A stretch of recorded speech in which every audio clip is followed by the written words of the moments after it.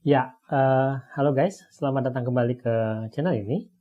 Teman-teman, hari ini kita mau bicarakan satu hal yang namanya pasif agresif. Pasif agresif ini kan sebenarnya sebuah kata yang sering banget kita dengar gitu ya. Tapi pertanyaannya adalah, apakah kita benar-benar tahu apa sih pasif agresif tersebut? Karena saya sendiri, gitu ya, dari dulu tuh sering mendengar kata pasif agresif, tapi saya sendiri tuh sebenarnya nggak tahu bentuk pasif agresif itu apa. Dan mungkin banyak dari kita berpikir, pasif agresif itu adalah soal bahwa kadangkala kamu akan berlaku secara pasif, diam, dan kemudian tiba-tiba kamu mendekat atau berlaku secara agresif gitu ya. Padahal sebenarnya mungkin bukan itu. Bukan itu definisi dari sebuah pasif agresif. Nah, kali ini kita mau bicara tentang pasif agresif secara general dulu guys. Dan kemudian kita mau lihat bagaimana narsistik itu membawa pasif agresif itu ke level yang jauh lebih tinggi gitu ya, dan membuat banyak korbannya itu kemudian dalam tanda kutip menderita karena hal itu. Apa sih yang dimaksud dengan pasif agresif?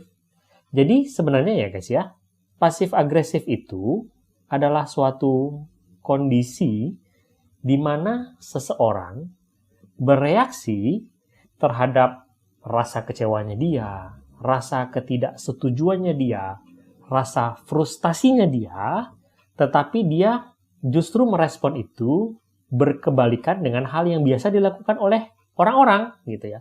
Dalam arti begini, ketika kamu misalnya merasa tidak setuju akan sesuatu, ketika kamu merasa marah akan sesuatu, ketika kamu merasa frustasi akan sesuatu, itu kan seharusnya kamu mengungkapkan itu kepada orang yang memperlakukan kamu tersebut, gitu. Sehingga orang tersebut tahu apa yang kamu rasakan gitu.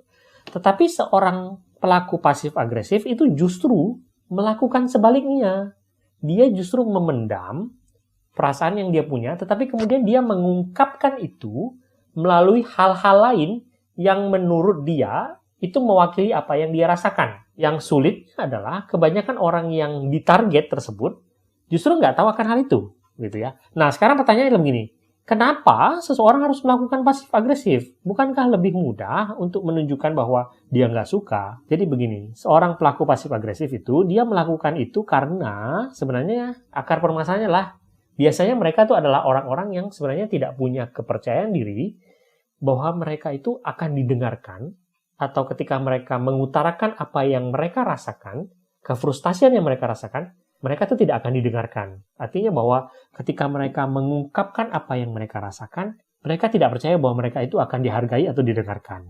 Nah, pertanyaannya adalah kenapa mereka bisa punya pemikiran seperti itu? Secara umum, itu biasanya mungkin karena masa lalu. Ada yang melakukan itu karena satu, misalnya trauma masa lalu ketika mereka mengutarakan pendapat yang mereka punya, kemarahan yang mereka punya, tetapi tidak dihargai sama sekali. Dua, bisa juga memang lingkungan tempat mereka tumbuh itu memang tidak pernah memberikan ruang bagi mereka untuk mengekspresikan apa yang mereka punya, sehingga mereka terbiasa untuk memendam apa yang mereka rasakan. Atau misalnya hal-hal lain seperti ya ketakutan untuk berkonflik ketika misalnya mereka mengutarakan pendapat yang mereka punya. Ya, nah sekarang kita mau bicarakan ini kaitannya dengan seorang narsistik. Kalau teman-teman lihat ini, kita bisa ngambil kesimpulan guys bahwa tipe narsistik yang biasanya melakukan pasif agresif ini kan adalah seorang covert narsistik kan, biasanya. Kenapa? Karena seorang overt narsistik biasanya ketika mereka merasakan sesuatu yang mereka tidak suka, ya mereka akan mencoba mendominasi orang lain. Mereka akan berusaha menyerang orang lain, mereka akan mengutarakan apa yang mereka rasakan, dan dalam arti mereka langsung mengekspresikan apa yang mereka rasakan. Nah, sedangkan covert narsistik, kita tahu dalam arti itu narsistik yang introvert, rapuh, ataupun penakut gitu ya. Jadi mereka tuh yang tidak berani mengutarakan pendapatnya secara langsung, tetapi kemudian mengambil jalan yang lebih licik dalam tanda kutip untuk mengutarakan pendapatnya tersebut gitu. Nah, teman-teman, pasif agresif ini bukan genetik, bukan bawaan atau gangguan mental. Artinya ini sebuah perilaku yang dipercayai dan dikembangkan oleh pelakunya. Sekarang semua orang bisa melakukan pasif agresif ya. Sekarang apa bedanya antara seseorang yang bukan narsistik dan seorang narsistik ketika mereka melakukan pasif agresif? Yang paling kentara tuh begini, ketika seseorang yang bukan narsistik, mereka melakukan pasif agresif itu sebagai bentuk rasa protesnya mereka. Artinya ketika ada sesuatu yang mereka tidak bisa ungkapkan, mereka memilih menggunakan pasif agresif sebagai media untuk mengekspresikan rasa tidak sukanya mereka. Nah, seorang narsistik menggunakan pasif agresif untuk menghukum. Dan parahnya adalah mereka membawa ini ke level yang jauh lebih tinggi. Jadi begini maksudnya. Kita tahu seorang narsistik itu merasa bahwa semua orang itu adalah miliknya dia. Asetnya dia. Alatnya dia. Jadi bagi seorang narsistik itu adalah keharusan bagi kalian-kalian yang menurut dia adalah supply-nya dia untuk melakukan apa yang dia mau, gitu ya. Dan ketika kalian tidak memberikan respon yang sesuai dengan yang dia mau, berarti kalian itu harus dihukum. Bagi dia begitu. Nah, di kebanyakan kasus, korbannya itu tidak tahu kalau mereka melakukan kesalahan, tidak tahu kesalahan mereka apa, tidak tahu kalau mereka itu sedang dihukum, gitu. Dan yang mereka tahu, tiba-tiba mereka harus menerima konsekuensi. Jadi, ketika seorang narsistik sedang melakukan pasif agresif kepada korbannya itu akan merasa begini, ada sesuatu yang salah, ada sesuatu yang nggak benar, tetapi mereka nggak tahu gitu. Yang terjadi itu apa? Hanya mereka merasa ada sesuatu yang nggak beres dari si narsistik. Nah, ketika misalnya dengan orang normal, kalian merasa ada yang nggak beres, kalian bisa bertanya. Dan kalau yang orang normal itu bisa diajak bicara, mereka akan mengatakan apa yang salah. Tetapi dengan narsistik itu berbeda. Narsistik nggak mau mengakui kalau kalian melakukan kesalahan. Dan ketika kalian bertanya, dia akan menjawab semuanya baik-baik saja. Tetapi dia akan bertindak sebaliknya. Itu pasif agresif kan? Dan ketika itu terjadi, kalian merasa bersalah gitu.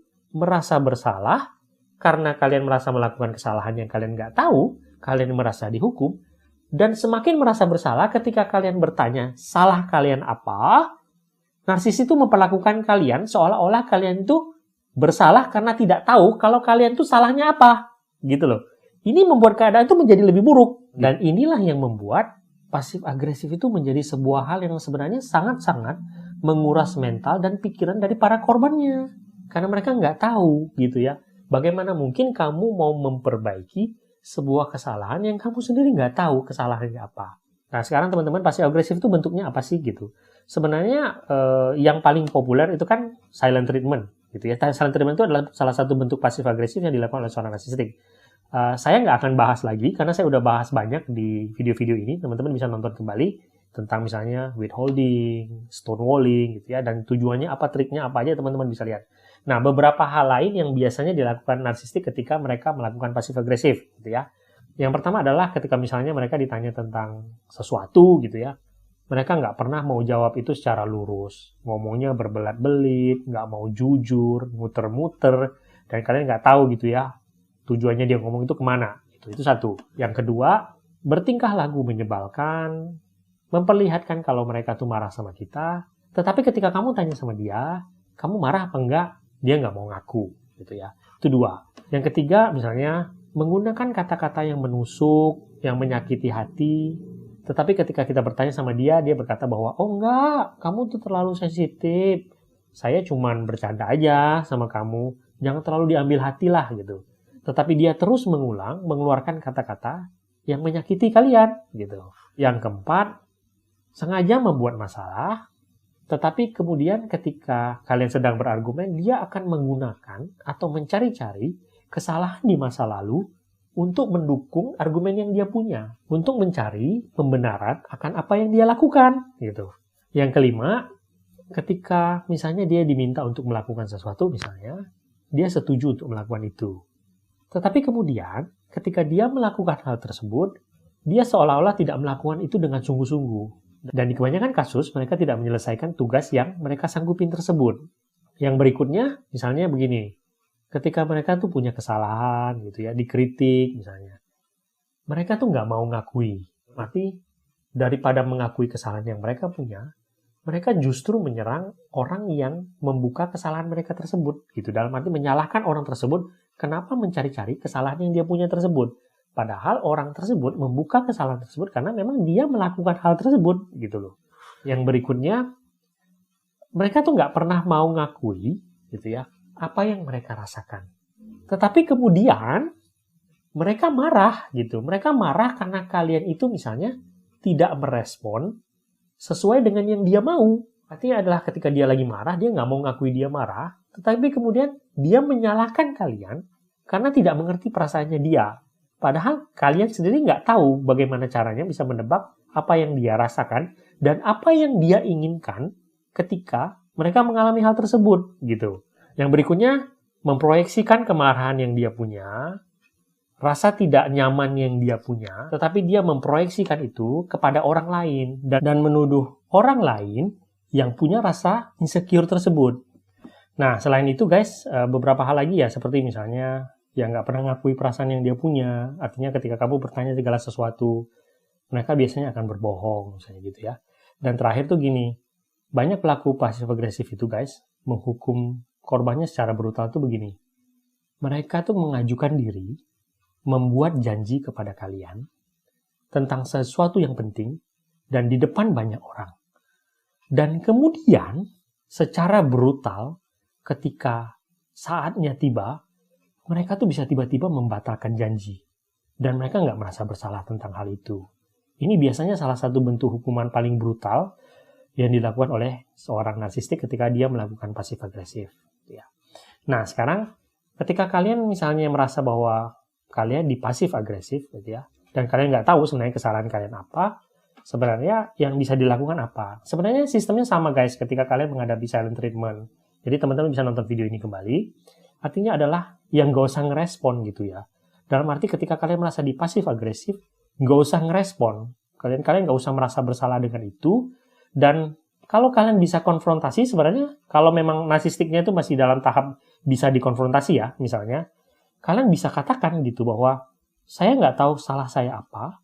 Kalau kamu tetap melakukan hal ini kepada saya tidak akan merespon ini dan saya tidak akan merasa bersalah kepada kamu. Pilihannya adalah kamu mengatakan apa yang kamu mau, apa yang kamu inginkan, atau saya tidak akan peduli dengan apa yang kamu lakukan.